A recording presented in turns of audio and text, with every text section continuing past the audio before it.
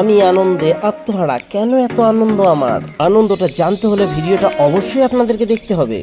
বাড়ি থেকে ফোন এসছে আমার যে আয় চারটি ঘাস কাটতে হবে।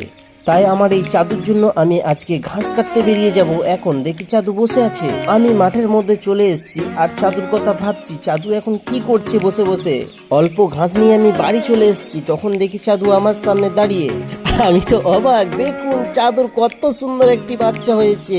আজকে আমি এর জন্যই এত আনন্দিত ছিলাম। দেখুন বাচ্চাটা উঠে দাঁড়াতেও পারছে না, এত সুন্দর বাচ্চাটা দেখতে হবে। দেখুন কত সুন্দর লাগছে, সে নিজের পায়ে দাঁড়ানোর চেষ্টা করছে।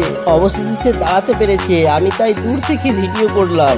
আমি জাস্ট এই চাদুর জন্যই মাঠের মধ্যে ঘাস কাটতে যাই, কারণ চাদুর পেটের মধ্যে এই কুচুমুনুটা ঢুকেছিল। আজকে সে বেরিয়ে এসছে পৃথিবীর আলো দেখতে। যারা এরকম কুচুমুনু ভালোবাসেন আমার চ্যানেলটি লাইক করে সাবস্ক্রাইব করবেন, এটা আপনাদের কাছে প্রতি